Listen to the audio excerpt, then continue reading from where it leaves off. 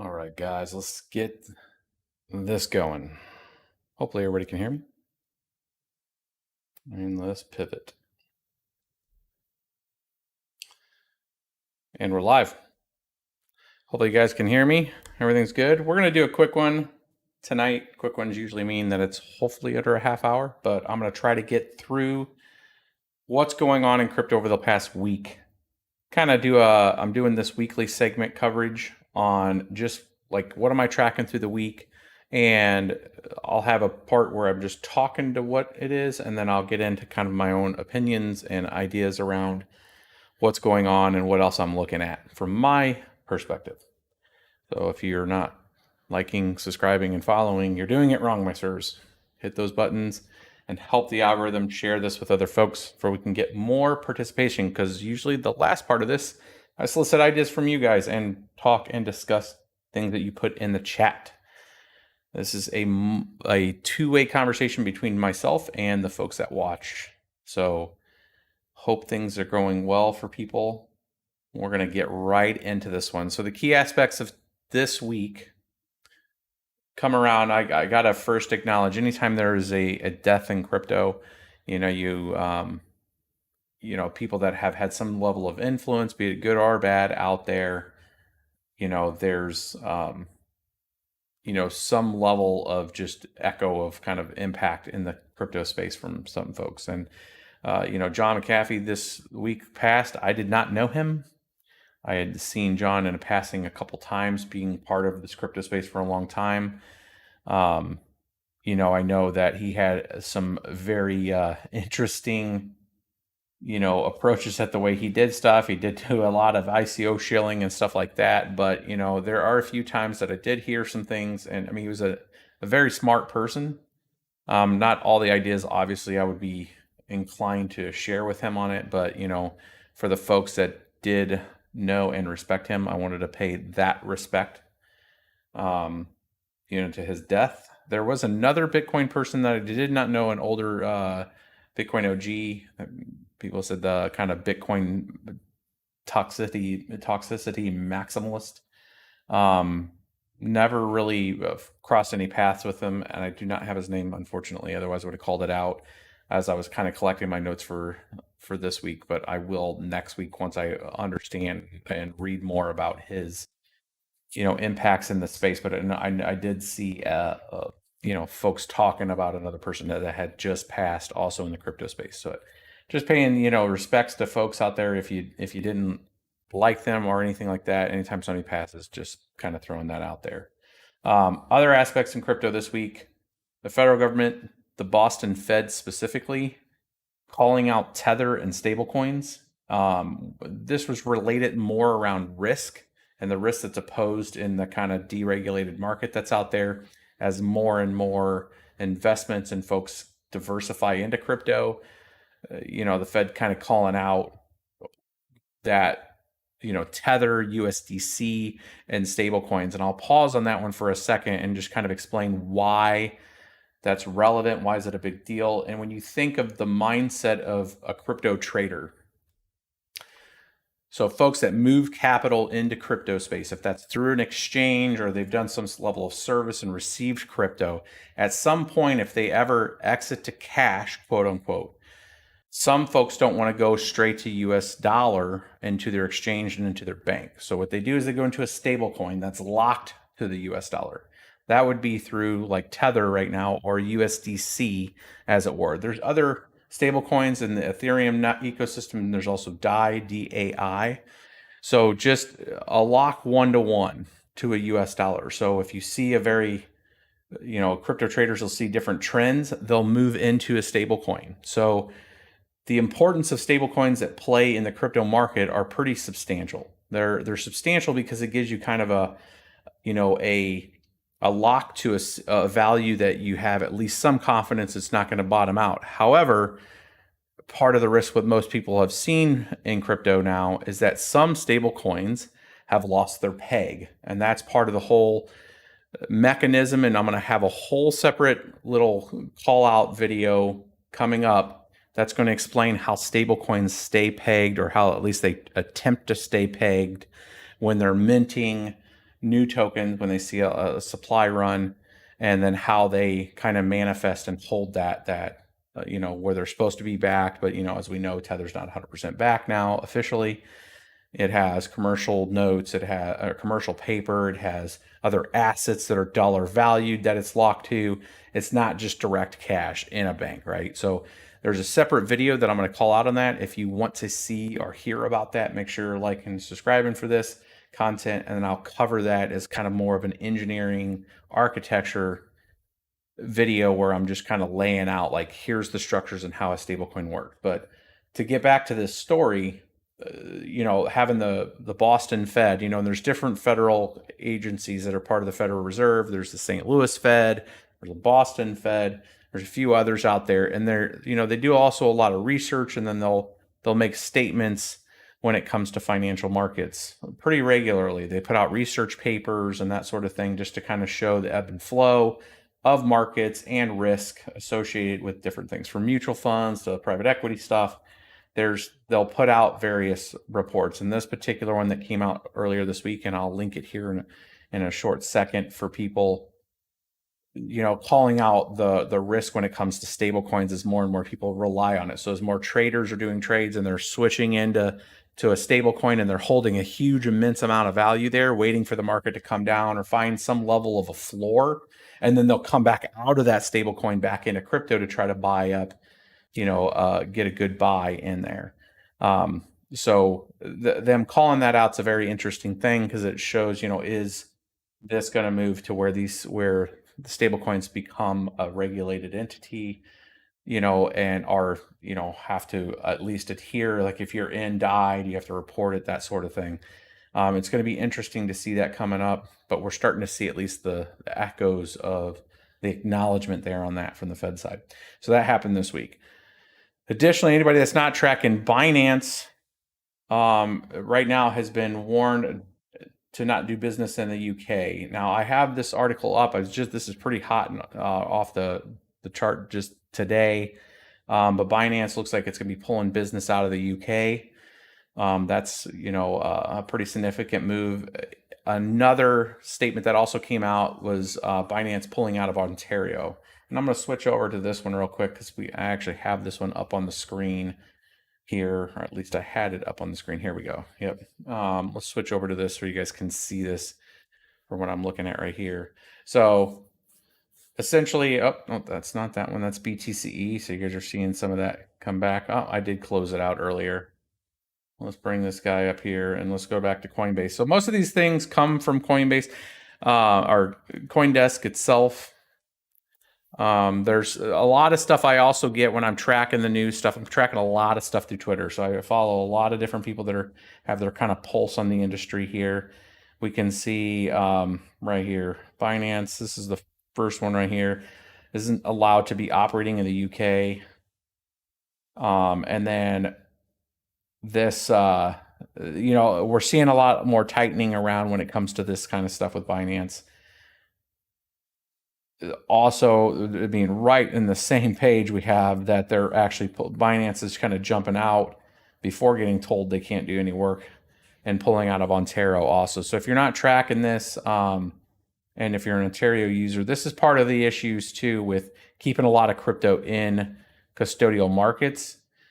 So if that's, Coinbase, Binance, any of this, having huge amounts of funds in there, unless you have some level of an operating agreement with them. Like if you're an institution and you have an institutional account with them, it's a little different, because you have levels of service that exceed past a typical consumer service and have other guarantees and service level agreements. But, any Ontario user that's been using Binance, you have that risk. And I'm going to kind of break real quick to another discussion, because I've had this discussion with folks. People are like, so you're telling me I can't legally do business with Binance, like if I'm in the US and I'm wanting to use Binance itself, not Binance US. People are like, oh, you can use a VPN. You technically could use a VPN for those type of things, but you run all of the risk of, you got to understand the risk that you have associated with that, where if they find out, hey, you're using a VPN, and they seize your funds because they're like, hey, I'm not supposed to be doing business with people in the US, you run that risk. So if you have a friend or somebody that's leading you to, hey, you can use all these different exchanges, use a VPN, you got to understand the risk associated to that. I've had people reach out to me before saying, hey, I was in so-and-so country. I had access to this account. Now I no longer have access to this account. How can I get access back to my account? And they're talking about some exchange that locked them out. And when you look at the exchange's terms of service, it's like, hey, I can't do business in this country. And then you ask them back and they're like, hey, I was using a VPN. This is the risk that you're dealing with when you're trying to, get into those exchanges. So just tread carefully if you're going to use a VPN and that kind of stuff in this deregulated market like that. So when deregulated markets like that, businesses make a choice if they're going to do business with a country that they're going to have to go through a lot of red tape on. In the case for Binance, well, like with the US, they created Binance US to try to have a portion of their portfolio that they say, hey, we're gonna play by all the rules on this. We're gonna submit everything that we need to for the SEC and FINRA and all that. And then these assets are going to be available in the US. But all these other assets that we YOLO trade on regular Binance, sorry guys, you can't use that. That's some of the risks. So I just wanted to explain that, there could be a time in the future where you think you're okay using a VPN and your exit node's not completely shielded, and next thing you know, they just blanket ban anybody coming in from whatever exit node. And that could be because of a subpoena to a VPN provider that Binance is investigating. So they work with the local authorities and they're fearing that, hey, I don't want to be complicit on this. So then they make an active case, with some kind of, local authority, law authority, and then they'll get a subpoena for a particular, exit node out of like a VPN. And then that IP range would be searched, and then they'll find out, hey, that's a VPN service.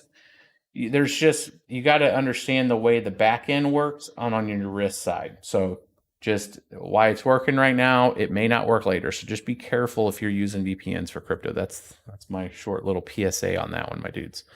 Let's go back over here and let's take a look at the next thing here. You guys can see my little cheat list here. So the next one is El Salvador offering $30 in BTC by September to El Salvador's who download the government wallet.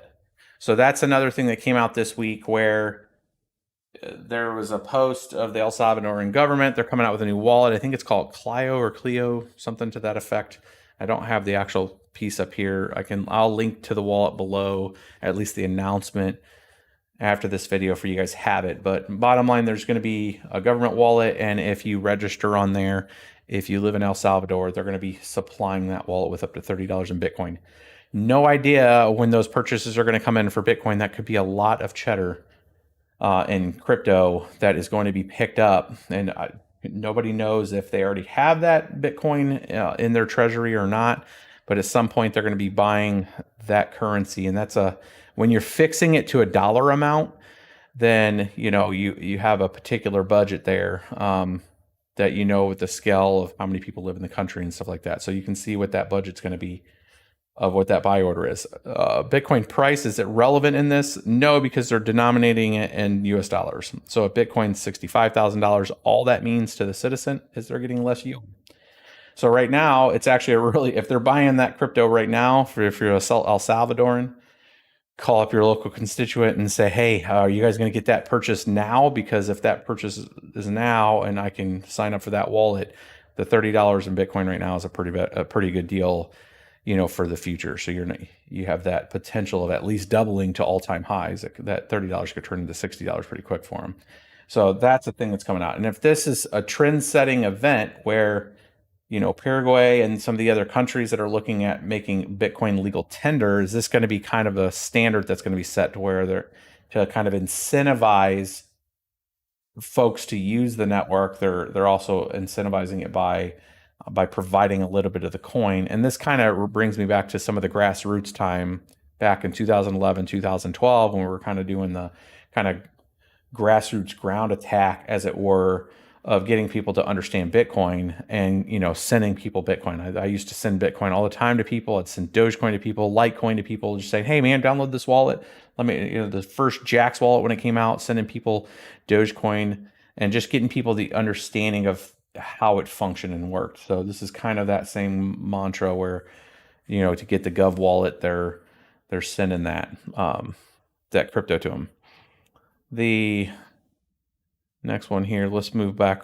I'm trying to move through this one pretty quick for you guys to keep the conversation going. So the next one, BTC-e Operator, that was indicted on a range of charges with money laundering to his role in the hacking of mt.gox, had his 5-year sentence upheld. So again, that's one of those things where you have the BTC Operator Vinnick here that was taken out by the DEA back in like late 2000. I was 2017. Yeah, here we go, in Greece. And had a battle between the three main countries, France, Russia, and US, on his extradition, with France ultimately winning it. Where his term, it was 5 years. They were able to get rid of his huge fine that he had, though, 100,000 euro fine, saying that he could not afford it anymore. So again, that's just, very light news week when it came to that, but that's another big one in there when it comes to, criminals and prosecution in the crypto space. For folks that really wish they would still find Big Vern. Big Vern owes me all of my crypto that he stole with all the other folks from Cryptsy went down. So I would like to see Big Vern on that list and get all my Doge back. Malware, so there was some mining malware, XMR. So a lot of folks are wondering why XMR is not very profitable when it comes to the CPUs. Well, there's a lot of this kind of stuff going on. So you have Monero mining malware, Krakentosh, infected at least 222,000 computers, and has mined so far about $2 million worth of XMR. And the thing I found pretty interesting is that it is been embedded in illegal versions of popular video games, including NBA 2K19 and Grand Theft Auto 5, that are like illegal torrent versions. So one of the interesting things in crypto that you can kind of track is a metric on mining. And the metric in mining is, can the most efficient, most fastest, piece of hardware in the best cost power situation, is it still profitable or not? And Monero is one of those unique things because it's random X and because it targets CPUs, that you could have like the top end, highest end Ryzen, and let's say you have zero cost on it. Let's say you're using it for something else and you just want to use that separately for Monero mining. And let's say you have 3 cents per kilowatt.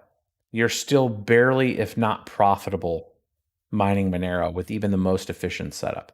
And right there tells you what else is going on. So it either tells you one of a couple things. One is that algorithm, compromised in some way for another piece of hardware that's not a CPU. That could be a thing. It could be a thing with regards to, an FPGA with some kind of unique bit stream, and it's getting a little more efficiency. But the way RandomX works, it makes it extremely hard to be optimized for a GPU. So, did somebody make a particular ASIC that has a huge amount of memory bus? When you start looking at that kind of, ability to page in the way that RandomX requires, that's very set up for a CPU. Could you make an ASIC that could do that? Is it worth the money to do that? Or do you have a situation like this to where malware itself is so proliferated with this to be able to mine that they're taking away the whole concept of cost and cost of hardware because you're actually exploiting other people's hardware. And that's one of those things that's always been an issue with Monero when it comes to targeting CPU-based type of mining, and that's one of the bigger issues with CPU-based mining that's kind of really focusing on CPU, is that the amount of physical CPUs that are out there, just from desktop PCs and clouds and schools and governments and all that can be targeted from a malware standpoint to take over that CPU cycle or add some extra cycles as the game is playing, where it's doing 20% of the mining hash power is going out to some, miner node. So this is a prime example of this. Now, it's not saying that this can't happen with some other GPU-based coins. This has happened.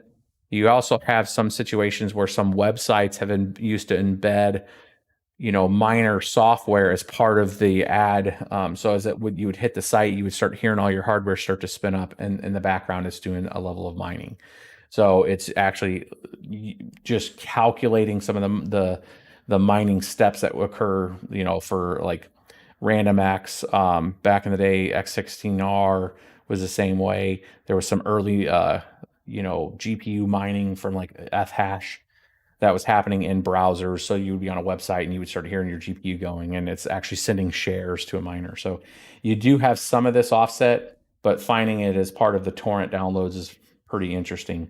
And almost $2 million worth of Monero is quite a bit of money at a $200 Monero price right now. So, until this can be curbed in some way, or,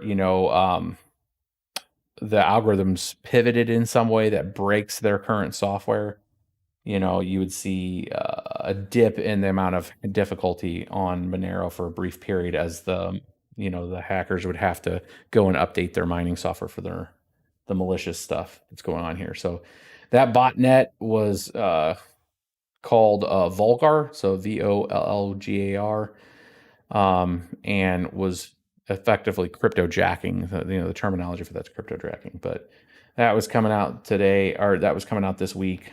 June 24th was that report on Monero doing Monero things. The last thing I wanted to kind of cover and kind of spend most of the rest of the time on is just general market update. So there's a lot going on. One of the biggest target things that's going on this week, so that was part of the news, just covering you some of the headlines. But what I'm tracking personally is related around the Bitcoin hash rate coming down, and with that subsequently all the other hash rates when it comes to mining. So this is the rest of this is going to be very proof of work discussion based. Later this week, I'm going to get into some proof of stake stuff. So people have been asking me constantly about what I think about Ethereum right now, and like the current sentiment with Ethereum and proof of stake. And it just seems like there's a lot of attack on Ethereum right now on that. I'll cover that later this week. I'm building out that script right now to kind of cover the basis on that.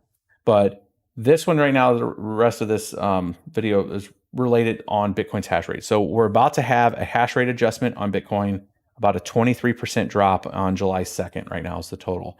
So that is the readjustment on Bitcoin's network right now in relation to the Chinese ban with all the miners coming off. So that's all that means. A lot of people are concerned with that. Is this bad? What that means is just the current miners are going to have a lot more yield for their hash rate. So any kind of you have a hash rate drop like that, that's not necessarily predicated with the price drop. That just means your yield, thereby your profitability goes up. Same thing's happening right now with Ethereum, because a lot of the ASIC miners that have came off the network were located in China. And when we look at, let's go back to the big screen here. I like using a website here, Mining Pool Stats. So this gives us an overview of all the different networks here. And right now I'm looking at Ethereum, and we're looking essentially at all of the different pools. So you got all the pools down here that are known. So on all crypto networks, you have known pools that are broadcasting saying, hey, this is us, here's our setup. And then you have unknown hash rate. So when we look at the hash rate right up here, the total network right now is showing that's known is 442 terahash. The total terahash is 459. So the delta between 459 and 442 is the state of unknown hash rate, which means that there's still hash rate on the network, but they're just not broadcasting who they are. So this could be a unique shop that has its own hardware. It could be a small mine, it could be Marathon, it could be Hunt 8. Most likely it's probably most of this is Hunt 8. Hunt 8 mainly mines GPU based stuff. I think they're in Canada, and I believe they have several terahash of that they're using right now on GPU mining. And they were also the largest procurer of the CXP cards from NVIDIA. So all those CXP cards that are coming, they did like a big $30 million buy from NVIDIA. So that hash rate is really the delta here. So, I mean, again, on the grand scheme of things, they're pretty small. They might be 4%, 5% of at max of the hash rate, but there's your delta. Well, you can see the difficulty really pulling back now. So we're down to 6. about 6.25 terahash of difficulty from a peak of like 8.42. We're about 25% down on Ethereum hash rate. And then the pricing, down to about $1,900. It's more than half off. So the hash rate to output still isn't fully adjusted. So your yields are a lot better than when you were at 600 terahash. And like I was saying in the previous video, it's still highly profitable. It's not as profitable as it was when the amount of Ethereum per block was 4x of what it was when it was almost 4 to 7 Ethereum per block versus the 2.2, 2.3 that it is right now. But the hash rate coming down has still made it very profitable for most folks. When we look at Ethereum Classic, same kind of thing. Ethereum Classic really kind of peaked out when it was about $175 at about 400,000 terahash or 400,000 difficulty, and now it's about 280 or 260. So almost half drop on its about 40% off of its total difficulty coming down. Again, 20 terahash. This max is about 27 terahash. So not a lot of Chinese miners that we could see were, at least for the ASIC sides, were on there because when they moved from Eth hash to ETC hash, you couldn't force project the Ethereum ASICs. So a little bit came off this about 20 from 27 peak to 20. So again, 15% or so came off of this hash rate when it comes to Ethereum Classic. When we look at here, we can come over to Ravencoin. We'll look at Ravencoin dropping here. Same kind of story. Again, came down a lot with prices. Mind you, the hash rate up here when it was about a total of about 12 terahash, the price was about 27 cents. So now we're at about 5 cents, and we're at 3.44 terahash and total usage there. Still again down and still declining. So as we've seen another drop here, pretty large drop in difficulty. What all of this means, and we can go through several others if you guys want to, but what this means is it's for the same amount of hash power that you've had this whole time. Let's say you had 800 mega hash. Your yields have increased. So the amount of the coins that you're getting are increasing. Even though the price is coming down, it's gonna continue to increase. The prices, if we do see a further pullback in space, you're just gonna see the hash rate come back down further, and that means you're earning more yield. As they say, like it works in the same way the market. When there's blood in the streets, that's the time to buy, kind of thing. When you're mining, that's when your hash rate is giving you the most yield that you can for the particular proof of work network out there. So again, to each their situation, if it makes sense to keep your rigs on or not, but you're just getting a lot more yield for your hash rate right now. A few super chats out there for Michael. Thank you, sir. Would you say you are a reverse Bitcoin maxi? Most people start in altcoins and find BTC. You started in a BTC and found altcoins.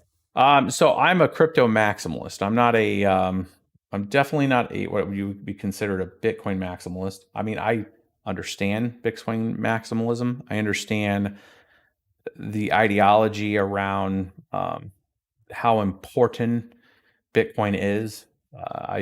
I am a firm believer of how important Bitcoin is. I think, unfortunately, though, that idea of the maximalist ideology does not create enough incentive for people to build things around Bitcoin because of the issue with the toxicity that's around Bitcoin.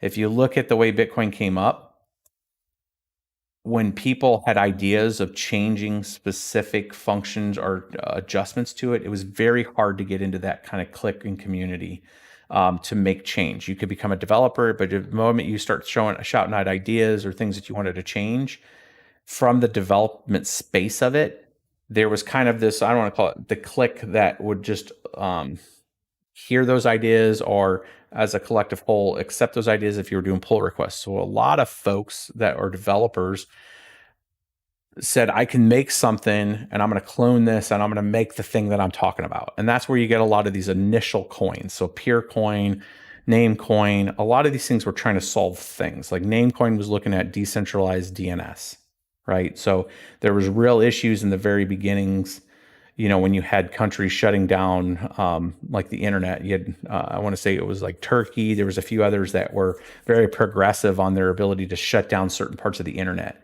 And you had folks that were taking something like Namecoin and creating DNS spaces in that, right? They were trying to actually solve something mechanically, and they were doing it with crypto.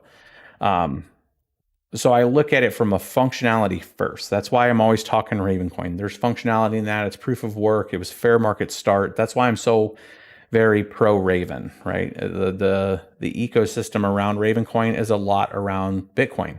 The same way Bitcoin really got a lot of its features initially, and then how the branching of like Namecoin and a few of the other ones kind of branched out the idea of colored coins, and you had a separation of asset classes and that sort of thing coming out of it. Same thing with the start of Ethereum in the beginning. I didn't like the fact that Ethereum was kind of a pay to play in the beginning, where there was a pre-mine. But from a platform concept, I yielded on that risk in time because of are the risks that I had with it, because I know that it takes a lot of investment to build out something very complicated.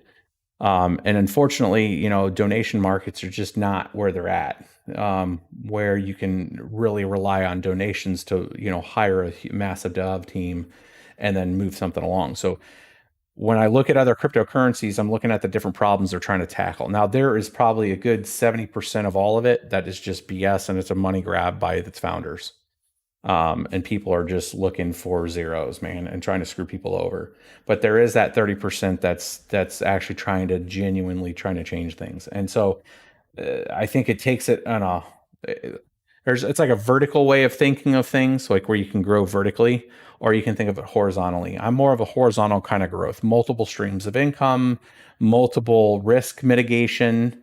So I look at those as like different zones and barriers of risk, right? And so from the crypto side, I look at it that if I have 15 teams working on different approaches of different things in a kind of FOSS, which is free and open source kind of way, there's a lot of good that can come from that. And they can kind of play off of each other to see what the most advantage is. So I understand the larger things with Bitcoin when it comes to freedom, when it comes to decentralization, when it comes to Bitcoin don't care. It's like the honey badger, right? You can't knock it down. No government can stop it.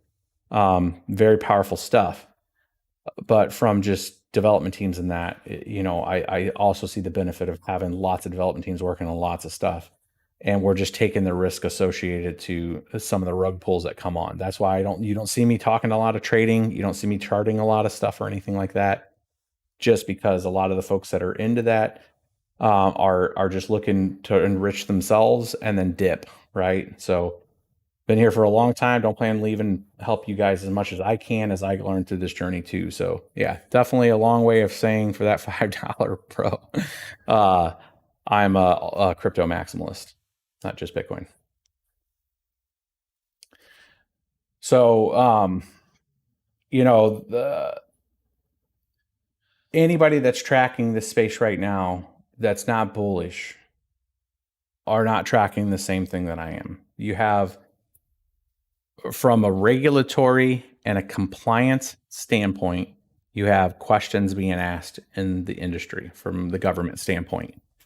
You have not shutting down. They're asking questions.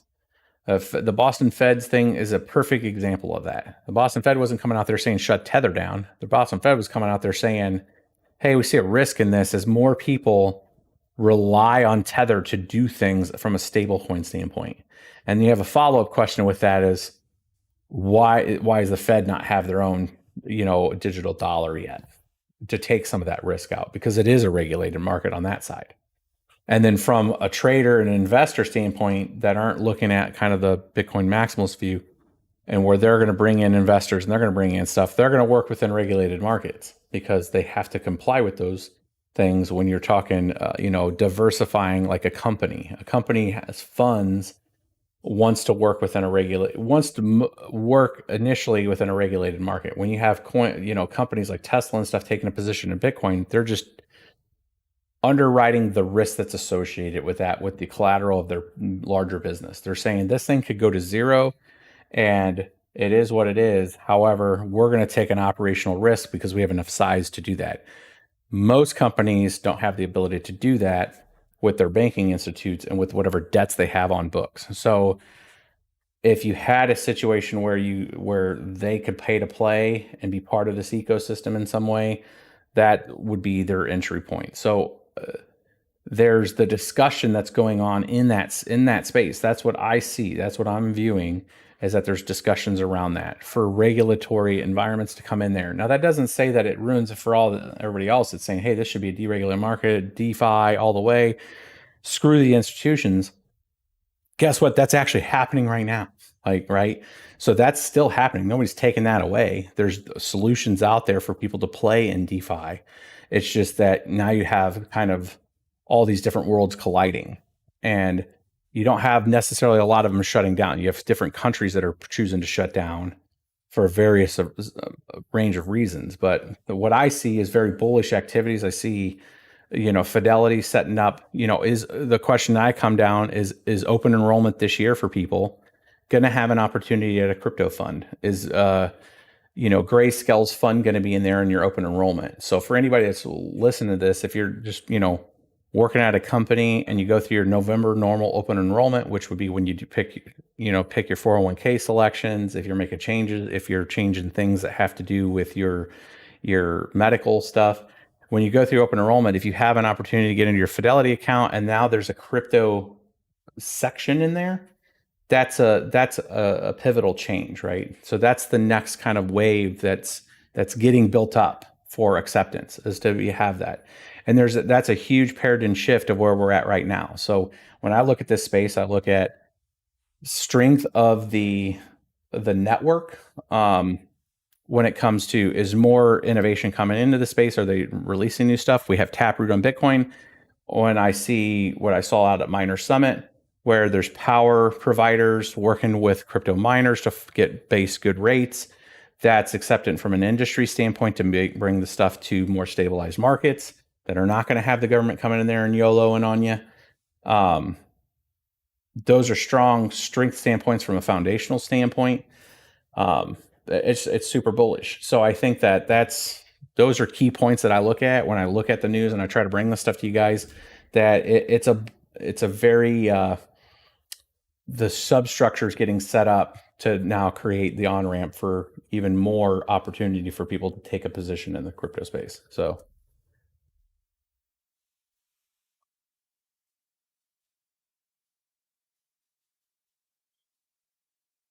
Well, let's see what else you guys got going on. Blow Up the Chronic says RVN is dead. Don't let people gash you. Name a project that runs on it. I'll wait. Mango Farms runs on there. There is NFT content being priced on there and purchased and bought. There's an asset system. The thing about Ravencoin that people don't track is it's a layer 1 asset that has IPFS integration in it. And it has restricted assets. So Ravencoin was purpose built to provide a one-to-one stock example. So if you had stocks and you had derivatives under said stocks from an issuer, you had restricted assets. It's all still on layer 1. It's not a layer 2 kind of solution. You also had IPFS direct integration as part of the transaction right. There's not a lot of cryptos that provide that within its layer 1. There's layer 2 solutions that do that. So it does have its own utility. It's a matter of, are people going to buy it or not? Are they going to build on top of it or not? To DeChronic's point. However, fair market launch coins that have a scarcity within them have done over time very well. So is Raven one of those things that are going to do it? Raven also benefits from where POS is going with Ethereum Classic, or with Ethereum. Ethereum Classic and Ravencoin have some of the best opportunities with getting all of that network hash power. So with that, usually it has a front run of speculative price because people see the amount of hash rate that goes to it. Who knows? It could not be that, but it all comes back down to heavy community participation in there and willing to build things on it. So we'll see.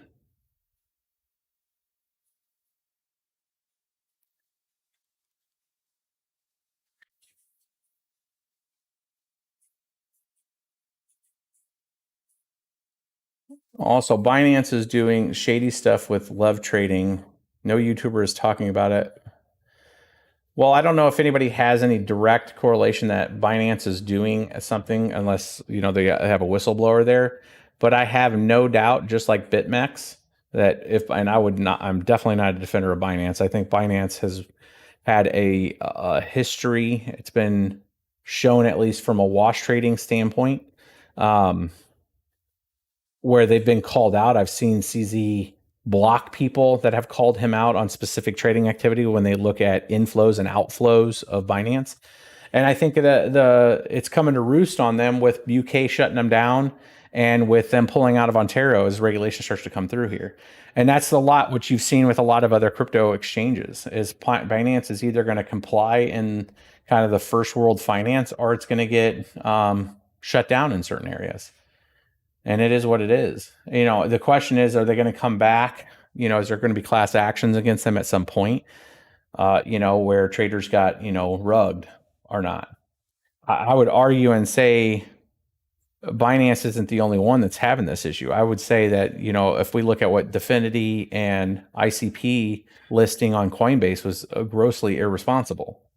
I called that out 2 weeks ago on Twitter of saying, this top 10 listing of ICP, like being in the top 10, and then the follow-up where the founders locked like the stakers' ability to get out of it was a complete rug pull. And I know that there's a push for a class action out there. There's no artificial just going straight to the top 10, and that's what happened. And when you have a liquidity center like Coinbase listing it and promoting it, they're complacent and that's just a complacent activity that should have went through their audit piece and never been listed, where you have open market fair launch tokens such as like VTC and Raven that do not have substructures like that. That it's really comes down to the market and the participants using the token or purchasing the token, and no special mechanics where you can have the creator just rugging people. They're complacent on that, and I think that you're going to see that come out against Coinbase. I bet, especially since now they're publicly traded.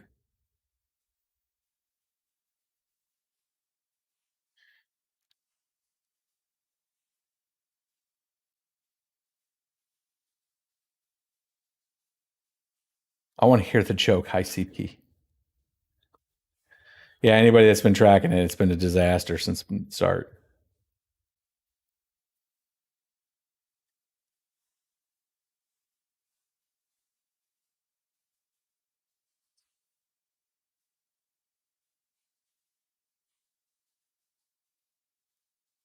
All right, let's see. I'm just reading through some of your guys' other stuff. You guys have any other stuff? We got 296 people here. Hopefully, you guys have liked, subscribed to this. I kind of like the last part of these to be kind of very fluid and open. You guys can ask questions. I'll try to answer it. We'll go for about 10 more minutes at most, and then we'll wrap this one up. Oh, BitBoy Crypto bought 1,000 IPSP when it was 320. Yeah, pros. I don't know. I don't follow BitBoy Crypto.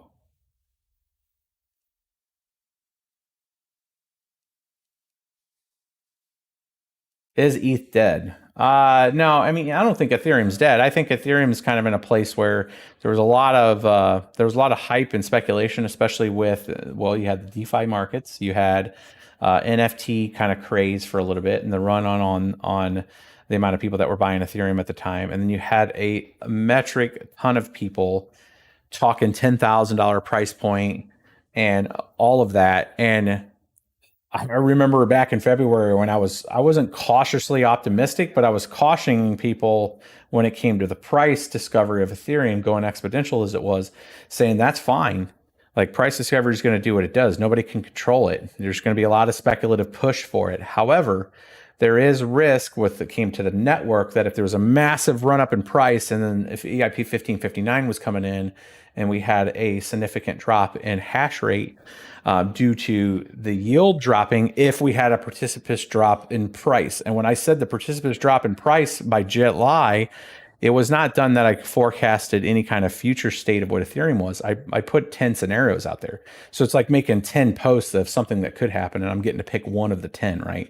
So I'm not a prophet, but what I was saying is that these markets have cycles, and in that is a probability that ETH could hit kind of an inflection point and then drop off a lot. Now, it's setting at about 1900, but if ETH in the next month pulls back to 900, and we still had a huge amount of fees going on the network, there was an existential risk to the network because you had, this potential, this forced projection of hash power being incentivized by some bad actor through a brokerage service like NiceHash and redirecting that hash power because, they could put, a 30% premium on your hash rate, where if you're making, $10 a day, per GPU, and then that drops to $3 a day per GPU because of EIP 1559. And you're like, wait a minute here, I just lost 70% of my income. And then you had somebody put out a brokerage service saying, hey, guess what? I'll pay you $10 per your GPU. Most rational human beings are not looking at the existential side of the network. They're looking at their pocketbooks. And when you have that kind of situation, and that's like the game theory of it, guys, this isn't me just being a greedy bastard. I mean, this is just what the majority of the hash rate is going to look like. People that have large farms that are paying their bills and stuff are going to look at where that rate of income is. And there was a risk with that scenario if you had a precipitous drop in price, which we're started to kind of see. We're at $2,000 from 4,300, and you had a massive drop with the yields. Now the yields have fixed themselves. I would say right now we're not in an existential risk because two things happened that were uncalculatable. We had China ban crypto, where we've seen the hash rate go from 650 terahash down to 450. So that's already kind of taken the unrestricted impact of a hash rate drop, because that hash rate literally has a government saying that you have to take that offline, which is the Chinese government. So now your potential is what we're seeing right now, which is 459 terahash on the system. And there's already been a lot of the extra yield pulled out of the system because of the layer 2 solutions such as Matic that's taken a lot of the finance side out of it, out of the system when it comes to the transaction fees. So now we're at about 2.2 to 2.6 ETH per block, and we're not at 4 ETH per block, which means 2 ETH there. So the narrative discussion when it comes to is ETH going to be deflationary is completely out the window, right? ETH only can be deflationary if the base fee was burning more than 2 ETH per block. Like, it's not any more complicated than that. I'll explain that slowly for the 305 viewers in here that have been sold into the fact by all these other influencers and stuff that said ETH was going to be deflationary. For ETH to become deflationary, you would have to have more than 2 ETH burned per block for it to become deflationary. You have 2 ETH per block mining reward, and then you have ETH Beacon right now also issuing out rewards that's not being calculated into the total. It's an entire other ecosystem, an entire other blockchain, which is going to be ETH2, which has been earning rewards and is not being calculated right now on ETH1. So you have this other kind of artificial inflation that all these people that have staked their coins are earning, which is quote unquote real ETH. But at some point in the future, you'll be able to extract it. So you have two things going on here in the ecosystem. You have people kind of like going, okay, when's the merge happening? And then those people that really care about the merge, thinking that it's going to be some existential event that's going to push and drive ETH to the hemisphere, out of the hemisphere. You also have this situation where nobody can withdraw it because the leanest MVP, which is the minimally viable product that's the merge is working towards, is not going to allow you to withdraw your ETH. It's just saying we're going to merge the who's handling the processing of the blocks, but there is no mechanism right now to spin down your ETH, your staking node, and then withdraw your ETH. So that was pushed down. That can was pushed down the road. So I think you have people kind of warming up to the understanding. I'm like, wait a minute here. I was sold heavy that there was going to be deflationary ETH. That's probably not going to happen now because there's not enough transaction fees to even burn. Plus, on top of it, there's a minor tip, and then you have all this MEV stuff that was proposed as like, hey, this is the alternative. Go MEV, go MEV, go MEV. And you had Flashbots produced all their stuff, for everybody could get on the MEV train, which actually is not, I mean, from an ethics standpoint, is very questionable because you're front running people, but it's like, all fair is love and war.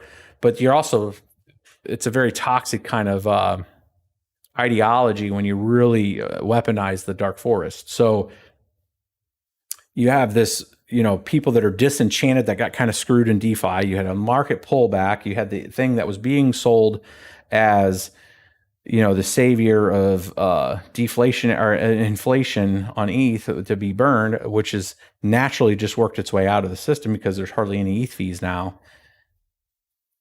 And, and you had the big Sullivan of EIP 1559 because of it. And now the merge was being pushed, merge was being pushed, but you don't have a clear and concise plan on how to exit your staking node if you wanted to pull some of those out. And the moment people become stakers and you're earning, technically that's like income. So if you're in the US, you have to claim that as income because that's like the mining income because you're earning interest on it. And then like you can't withdraw it. So then you would have to take it out at a percentage from whatever place you're staking it with. And they would have to loan you that, or they would have to, just buy it from you, your staking node. And now you're paying a percentage for that. So it's kind of like a sleight of hand all around here. And it's unfortunate because part of this, with all respect to ETH developers, it was always going to be kind of like that. It's just never been really sold in as that. So there is all that risk. And that's why I want to, later this week, I'm going to get into this. If you guys are not following, you should follow. I'm going to get into this more specifically. I'm going to try to get ETH 2.0 developers on here and have this discussion to kind of clear up some stuff. Maybe some of the stuff I'm saying has changed since my last research on it. So I want to make sure that that's good, and covered by somebody else that can also kind of talk to that space. So if you're an ETH 2 developer steaming right now, reach out to me on Twitter and I'll get you on here with me.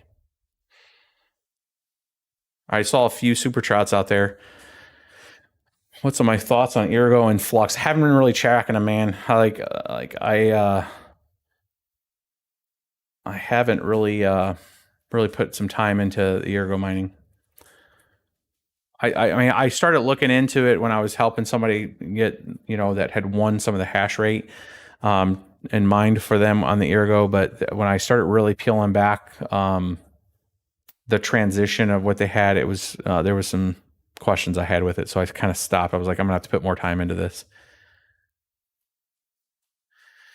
I did get a $5 super chat from BW. It was 8W with ETH 1559 and later going on to POS. Do you think Raven will become the top 10 coin after it expands the DeFi contracting abilities? I think over time, good projects to get good exposure. I think any coin that is proof of work that will inherit most of the GPU mining power or has a potential to, there's going to be a lot of signal for those coins. There's going to be CoinDesk, everybody covering it of like, where's the hash rate going? Where's the hash rate going?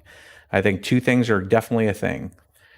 Big community coins are going to get a big bump in hash rate, at least initially, and we'll see if price discovery follows that. That's one thing I will definitely guarantee you, is that there's going to be an emphasis on folks looking at where the hash rate's going to go, and you're going to hear a lot of different tokens from that. I think also that whatever coin pivots their algorithm to ETH hash or back to ETH hash, that will inherit all of the A10s and A11 Pros and all the ASIC, the ETH hash ASIC network, is going to get a huge amount of hash rate. So if that's ETC that doesn't go SHA-3 and just goes back to ETH hash with MES, something to that effect, and then they would inherit that force projection of all of those ASIC potentials. So bottom line, there's a crap ton of ASICs out there, potentially what we're seeing close to 200 potential terahash of ASICs out there, that's a huge network that can play benefit to hardware that's existing.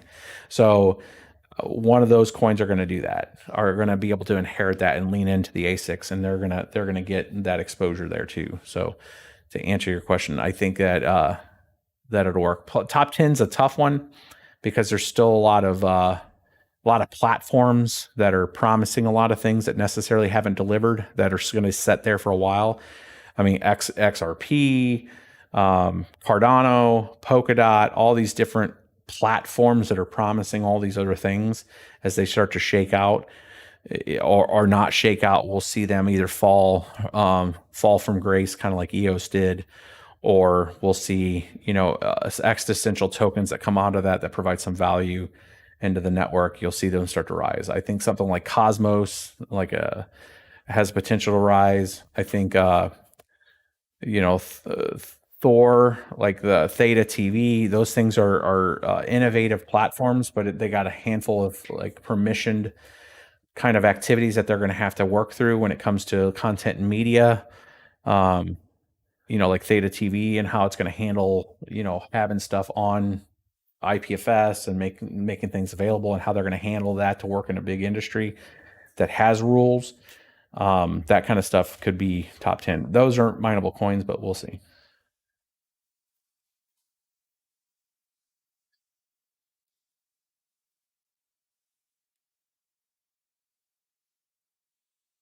All right, guys, we're going to wrap this one up in about 2 minutes. Hopefully you guys have liked this format. So half hour for the news, half hour question and answer. This gives you guys an ability. I'm going to try to do this every Sunday.